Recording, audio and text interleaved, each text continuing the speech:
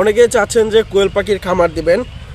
কোয়েল পাখির খামার দেওয়ার ক্ষেত্রে আপনার একটি বিষয় সবচেয়ে গুরুত্বপূর্ণ, সেটি হচ্ছে আপনার অঞ্চলে ডিমের দাম কত, পাইকারি ও খুচরা আপনার অঞ্চলে ডিমের দাম কত টাকা থাকে, ওই বিষয়টার উপর নির্ভর করে আপনি কোয়েল পাখির খামার দিবেন কিনা সেটা নির্ভর করবে।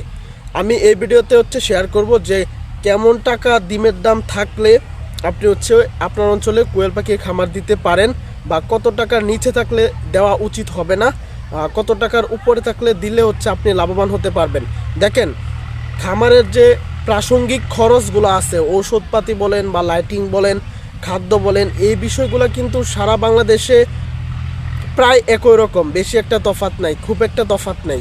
এই খরচগুলো সবার খামারে এভারেজে পাশাপাশি বা কাছাকাছি হয়ে থাকে। সেক্ষেত্রে এই বিষয়গুলো নিয়ে টেনশন করার কিছু নাই, এগুলো হবে। আরেকটা বিষয় আপনি প্রথম পর্যায়ে যখন খামার তৈরি করবেন বা পাখিগুলো আনবেন, কিনে আনবেন বা বাচ্চা ফোটান যাই করেন, এই খরচগুলো কিন্তু স্টেবল, সব জায়গাতে একরকমই। সেই ক্ষেত্রে এই বিষয়গুলো নিয়ে টেনশন করার কিচ্ছু নাই। জাস্ট আপনার ডিমের দামের উপর নির্ভর করবে যে আপনি আপনার অঞ্চলে কোয়েল পাখির খামার কন্টিনিউ করতে পারবেন কিনা।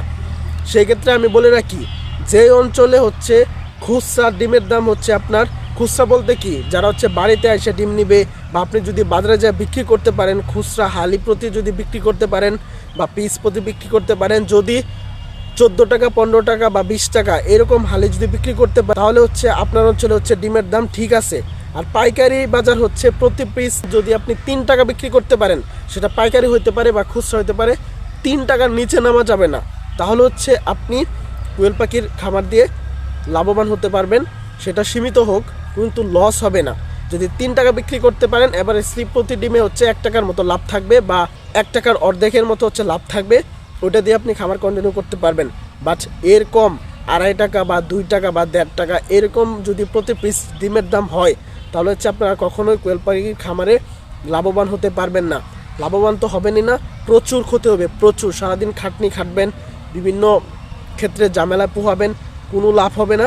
দিন শেষে আপনার হিউজ পরিমাণ একটা ক্ষতির সম্মুখীন আপনি হয়ে যাবেন। সেক্ষেত্রে খুবই সাবধান, খুবই সতর্ক থাকবেন। যে কোনো সময়, শীত হোক বা গরম হোক, ডিমের দাম যদি 3 টাকার নিচে চলে আসে, এরকম পরিস্থিতি থাকে, বা আপনি খোঁজখবর নিয়ে দেখবেন আশেপাশে দোকানগুলোতে কেমন টাকায় ডিম বিক্রি হচ্ছে, আপনার অঞ্চলে ডিমের দাম কেমন, তারপর নির্ভর করে অবশ্যই আপনারা খামার দিবেন।